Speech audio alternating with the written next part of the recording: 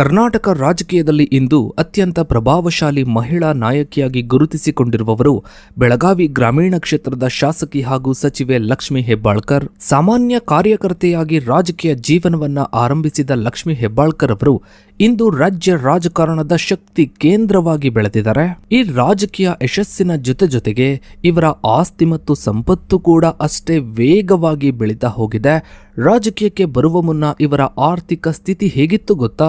ಇಂದು ಇವರ ಬಳಿ ಇರುವ ಒಟ್ಟು ಕೃಷಿ ಭೂಮಿ ಎಷ್ಟು ಮನೆಗಳು ಮತ್ತು ವಾಣಿಜ್ಯ ಕಟ್ಟಡಗಳನ್ನು ಹೊಂದಿದ್ದಾರೆ, ಇವರ ಬಳಿ ಇರುವ ಚಿನ್ನಾಭರಣಗಳ ಮೌಲ್ಯ ಎಷ್ಟು, ಎಲ್ಲಕ್ಕಿಂತ ಮುಖ್ಯವಾಗಿ ರಾಜಕೀಯಕ್ಕೆ ಬಂದ ನಂತರ ಇವರ ಆಸ್ತಿ ಎಷ್ಟು ಪಟ್ಟು ಹೆಚ್ಚಾಗಿದೆ. ಲಕ್ಷ್ಮೀ ಹೆಬ್ಬಾಳ್ಕರ್ ಅವರು ಚುನಾವಣಾ ಆಯೋಗಕ್ಕೆ ಸಲ್ಲಿಸಿರುವ ಅಫಿಡವಿಟ್ನ ಆಧಾರದ ಮೇಲೆ ಇವರ ಸಂಪೂರ್ಣ ಆಸ್ತಿಯ ಬಗ್ಗೆ ಒಂದು ವಿಶೇಷ ವರದಿ ಇದೆ, ಬನ್ನಿ ನೋಡ್ತಾ ಹೋಗೋಣ. ಸ್ನೇಹಿತರೆ, ಕರ್ನಾಟಕದ ರಾಜಕೀಯದಲ್ಲಿ ಬೆಳಗಾವಿ ಗ್ರಾಮೀಣ ಕ್ಷೇತ್ರದ ಶಾಸಕಿ ಮತ್ತು ಪ್ರಸ್ತುತ ಮಹಿಳಾ ಮತ್ತು ಮಕ್ಕಳ ಅಭಿವೃದ್ಧಿ ಸಚಿವೆಯಾಗಿರೋ ಲಕ್ಷ್ಮೀ ಹೆಬ್ಬಾಳ್ಕರ್ ಅವರ ಆರ್ಥಿಕ ಬೆಳವಣಿಗೆಯು ಅತ್ಯಂತ ಕುತೂಹಲಕಾರಿ ಮತ್ತು ಸಂಕೀರ್ಣವಾದ ಅಧ್ಯಯನವಾಗಿದೆ. ಸ್ನೇಹಿತರೆ, ಲಕ್ಷ್ಮೀ ಹೆಬ್ಬಾಳ್ಕರ್ ಅವರು ಚುನಾವಣಾ ರಾಜಕೀಯಕ್ಕೆ ಪ್ರವೇಶಿಸಿದಾಗಿನಿಂದ ಇವರ ಆಸ್ತಿ ಘೋಷಣೆಗಳಲ್ಲಿ ಗಮನಾರ್ಹ ಬದಲಾವಣೆಗಳು ಕಂಡುಬಂದಿವೆ.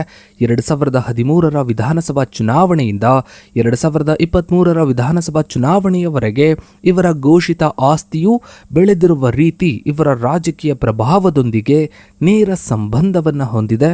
2013ರ ಬೆಳಗಾವಿ ಗ್ರಾಮೀಣ ವಿಧಾನಸಭಾ ಚುನಾವಣೆಯ ಸಮಯದಲ್ಲಿ 8 ಕೋಟಿ 10 ಲಕ್ಷ ಆಸ್ತಿಯನ್ನ ಘೋಷಿಸಿದ್ದಾರೆ. 2014ರ ಬೆಳಗಾವಿ ಲೋಕಸಭಾ ಚುನಾವಣೆಯ ಸಮಯದಲ್ಲಿ 8 ಕೋಟಿ 30 ಲಕ್ಷ ಆಸ್ತಿಯನ್ನ ಘೋಷಿಸಿದ್ದಾರೆ. 2018ರ ಬೆಳಗಾವಿ ಗ್ರಾಮೀಣ ವಿಧಾನಸಭಾ ಚುನಾವಣೆಯ ಸಮಯದಲ್ಲಿ 28 ಕೋಟಿ 79 ಲಕ್ಷ ಆಸ್ತಿಯನ್ನ ಘೋಷಿಸಿದ್ದಾರೆ. 2023ರ ಬೆಳಗಾವಿ ಗ್ರಾಮೀಣ ವಿಧಾನಸಭೆ ಚುನಾವಣೆಯ ಸಮಯದಲ್ಲಿ 13 ಕೋಟಿ 18 ಲಕ್ಷ ಆಸ್ತಿಯನ್ನ ಘೋಷಿಸಿದ್ದಾರೆ. ಈ ಅಂಕಿಅಂಶಗಳನ್ನು ಗಮನಿಸಿದಾಗ 2013 ಮತ್ತು 2018ರ ನಡುವೆ ಇವರ ಆಸ್ತಿಯು ಸುಮಾರು 250ರಷ್ಟು ಹೆಚ್ಚಾಗಿರುವುದು ಕಂಡುಬರುತ್ತದೆ. ವಿಶೇಷವಾಗಿ 2018ರ ಚುನಾವಣಾ ಸಮಯದಲ್ಲಿ ಇವರ ಆಸ್ತಿಯು ಸುಮಾರು 28.79 ಕೋಟಿ ರೂಪಾಯಿಗಳಿಗೆ ತಲುಪಿತ್ತು. ಇದು ಇವರ ರಾಜಕೀಯ ಜೀವನದ ಅತ್ಯುನ್ನತ ಆರ್ಥಿಕ ಮಟ್ಟವನ್ನ ತಲುಪಿತ್ತು. ಆದರೆ 2023ರ ಅಫಿಡವಿಟ್ನಲ್ಲಿ ಆಸ್ತಿಯ ಮೌಲ್ಯವು ಸುಮಾರು 13.18 ಕೋಟಿ ರೂಪಾಯಿಗಳಿಗೆ ಇಳಿಕೆಯಾಗಿದೆ. ಈ ಆಸ್ತಿ ಕೂಡ ಲಾಸ್ ಆಗಿರೋದಲ್ಲ, ಕುಟುಂಬದ ಇತರ ಸದಸ್ಯರಿಗೆ, ವಿಶೇಷವಾಗಿ ಇವರ ಮಗ ಮೃಣಾಲ್ ಹೆಬ್ಬಾಳ್ಕರ್ ಅವರಿಗೆ ಆಸ್ತಿಯನ್ನ ಹಸ್ತಾಂತರಿಸಿದ ಫಲಿತಾಂಶವಿರಬಹುದು ಎಂದು ರಾಜಕೀಯ ವಿಶ್ಲೇಷಕರು ಅಭಿಪ್ರಾಯ ಪಡ್ತಾರೆ. ಇನ್ನು ಸ್ನೇಹಿತರೆ, ಲಕ್ಷ್ಮೀ ಹೆಬ್ಬಾಳ್ಕರ್ ಅವರ ಚರಾಸ್ತಿಗಳು ಮುಖ್ಯವಾಗಿ ನಗದು, ಬ್ಯಾಂಕ್ ಠೇವಣಿಗಳು, ಕಂಪನಿಗಳ ಷೇರುಗಳು ಮತ್ತು ಇತರರಿಗೆ ನೀಡಿದ ಸಾಲಗಳನ್ನು ಒಳಗೊಂಡಿವೆ. 2023ರ ಹೊತ್ತಿಗೆ ಇವರ ಒಟ್ಟು ಚರಾಸ್ತಿಯ ಮೌಲ್ಯವು 11 ಕೋಟಿ 12 ಲಕ್ಷ ರೂಪಾಯಿಗಳಷ್ಟಿತ್ತು. ಇವರ ಹಣಕಾಸಿನ ವ್ಯವಹಾರಗಳು ಇವರ ವಿವಿಧ ಬ್ಯಾಂಕ್ ಖಾತೆಗಳಲ್ಲಿ ಹಂಚಿಕೆಯಾಗಿದೆ. 2023ರ ಘೋಷಣೆಯ ಪ್ರಕಾರ ಇವರ ಬಳಿ ಇದ್ದ ನಗದು ಮತ್ತು ಬ್ಯಾಂಕ್ ವಿವರಗಳನ್ನ ನೋಡ್ತಾ ಹೋದ್ರೆ, ಲಕ್ಷ್ಮೀ ಹೆಬ್ಬಾಳ್ಕರ್ ಅವರ ಬಳಿ 11,50,000 ನಗದು ಇದ್ರೆ, ಇವರ ಪತಿ ರವೀಂದ್ರ ಹೆಬ್ಬಾಳ್ಕರ್ ಅವರ ಬಳಿ 29,000 ನಗದು ಇತ್ತು. ಬೆಳಗಾವಿಯ ಆಕ್ಸಿಸ್ ಬ್ಯಾಂಕ್ನಲ್ಲಿ 1,80,000, ಕೆನರಾ ಬ್ಯಾಂಕ್ನಲ್ಲಿ 6,12,000 ಮತ್ತು ಕರ್ನಾಟಕ ಸಹಕಾರ ಅಪೆಕ್ಸ್ ಬ್ಯಾಂಕ್ನಲ್ಲಿ 2,50,000 ರೂಪಾಯಿಗಳನ್ನು ಹೊಂದಿದ್ರು. ಇನ್ನು ಲಕ್ಷ್ಮೀ ತಾಯಿ ಸೌಹಾರ್ದ ಸಹಕಾರಿ ನಿಯಮಿತ ಮತ್ತು ಶ್ರೀಜ್ಯೋತಿ ಮಲ್ಟಿಪರ್ಪಸ್ ಸೌಹಾರ್ದ ಸಹಕಾರಿ ಸಂಘಗಳಲ್ಲಿಯೂ ಇವರು ಸಣ್ಣ ಮೊತ್ತದ ಉಳಿತಾಯವನ್ನ ಹೊಂದಿದ್ದಾರೆ. ಇನ್ನು ಲಕ್ಷ್ಮೀ ಹೆಬ್ಬಾಳ್ಕರ್ ಅವರ ಚರಾಸ್ತಿಯ ಬಹುಪಾಲು ಭಾಗವು ಸಕ್ಕರೆ ಕಾರ್ಖಾನೆಗಳು ಮತ್ತು ರಿಯಲ್ ಎಸ್ಟೇಟ್ ಕಂಪನಿಗಳ ಷೇರುಗಳ ರೂಪದಲ್ಲಿದೆ. ಹರ್ಷ ಶುಗರ್ಸ್ ಲಿಮಿಟೆಡ್ನಲ್ಲಿ 6.43 ಕೋಟಿ ರೂಪಾಯಿಗಳ ಹೂಡಿಕೆಯು ಇವರ ಆರ್ಥಿಕ ಸಾಮ್ರಾಜ್ಯದ ಬೆನ್ನೆಲುಬಾಗಿದೆ. ಈ ಕಂಪನಿಯು ಬೆಳಗಾವಿ ಭಾಗದಲ್ಲಿ ದೊಡ್ಡ ಮಟ್ಟದ ಕಬ್ಬು ನುರಿಸುವ ಸಾಮರ್ಥ್ಯವನ್ನ ಹೊಂದಿದ್ದು ಇವರ ರಾಜಕೀಯ ಮತ್ತು ಆರ್ಥಿಕ ಪ್ರಭಾವಕ್ಕೆ ಪ್ರಮುಖ ಕಾರಣವಾಗಿದೆ. ಇನ್ನು ಸ್ನೇಹಿತರೆ, ಒಂದು ಕುತೂಹಲಕಾರಿ ಅಂಶವೇನು ಅಂದ್ರೆ, ಲಕ್ಷ್ಮೀ ಹೆಬ್ಬಾಳ್ಕರ್ ಅವರು ತಮ್ಮ ಕುಟುಂಬದ ಸದಸ್ಯರಿಗೆ ಮತ್ತು ತಾವು ನಿರ್ದೇಶಕರಾಗಿರುವ ಕಂಪನಿಗಳಿಗೆ ಕೋಟ್ಯಾಂತರ ರೂಪಾಯಿ ಸಾಲವನ್ನ ನೀಡಿದ್ದಾರೆ. 2023ರ ಅಂಕಿಅಂಶಗಳ ಪ್ರಕಾರ ಇವರು ನೀಡಿರುವ ಒಟ್ಟು ಸಾಲದ ಮೊತ್ತ 3 ಕೋಟಿ 36 ಲಕ್ಷ ರೂಪಾಯಿಗಳಷ್ಟಿದೆ.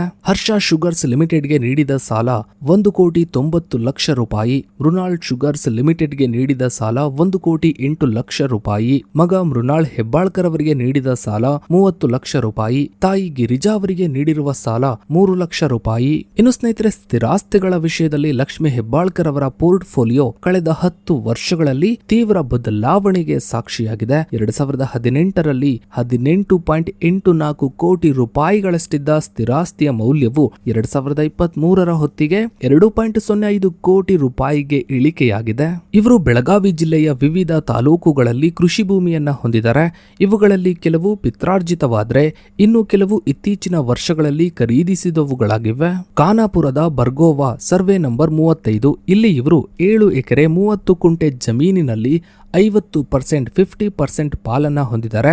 ಇದು ಪಿತ್ರಾರ್ಜಿತ ಆಸ್ತಿಯಾಗಿದ್ದು ಇದರ ಮೌಲ್ಯವನ್ನು ಸುಮಾರು 8 ಲಕ್ಷ ರೂಪಾಯಿ ಎಂದು ಅಂದಾಜಿಸಲಾಗಿದೆ.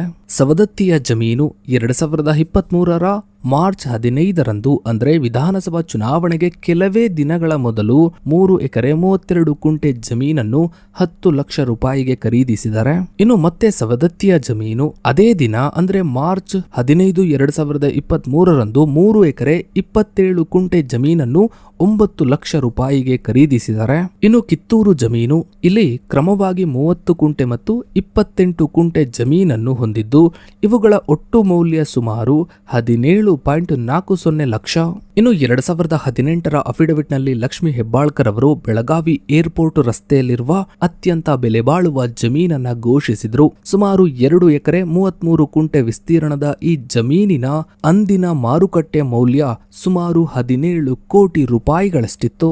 ಆದರೆ 2023ರ ಹೊತ್ತಿಗೆ ಈ ಆಸ್ತಿಯು ಇವರ ಹೆಸರಿನಲ್ಲಿಲ್ಲ. ಇದು ಈ ಜಮೀನನ್ನ ಬೇರೆಯವರ ಹೆಸರಿಗೆ ವರ್ಗಾಯಿಸಲಾಗಿದೆ ಎಂಬುದನ್ನು ಸೂಚಿಸುತ್ತೆ. ಈ ಜಮೀನಿನ ಮಾರಾಟಕ್ಕಾಗಿ ಇವರು 2018ರಲ್ಲೇ 7 ಕೋಟಿ ರೂಪಾಯಿಗಳಿಗೂ ಅಧಿಕ ಮುಂಗಡ ಹಣವನ್ನ ಪಡೆದಿದ್ರು. ಇನ್ನು ಲಕ್ಷ್ಮಿ ಹೆಬ್ಬಾಳ್ಕರ್ ಅವರ ಹೆಸರಿನಲ್ಲಿ ಪ್ರಸ್ತುತ ಯಾವುದೇ ವಸತಿ ಅಥವಾ ವಾಣಿಜ್ಯ ಕಟ್ಟಡಗಳಿಲ್ಲ ಎಂದು 2023ರ ಅಫಿಡವಿಟ್ ತಿಳಿಸುತ್ತೆ. ಆದರೂ ಇವರ ಕುಟುಂಬದ ಸದಸ್ಯರ ಹೆಸರಿನಲ್ಲಿ ಕಟ್ಟಡಗಳಿವೆ. ಆಜಾದ್ ಹೌಸಿಂಗ್ ಸೊಸೈಟಿ ಹಿಂಡಲಗ ಇಲ್ಲಿನ ಮನೆ ಮಗ ಮೃಣಾಲ್ ಹೆಸರಿನಲ್ಲಿದೆ. ಇದರ ಮೌಲ್ಯ 2018ರಲ್ಲಿ 1.50 ಕೋಟಿ ಎಂದು ಘೋಷಿಸಲಾಗಿದೆ.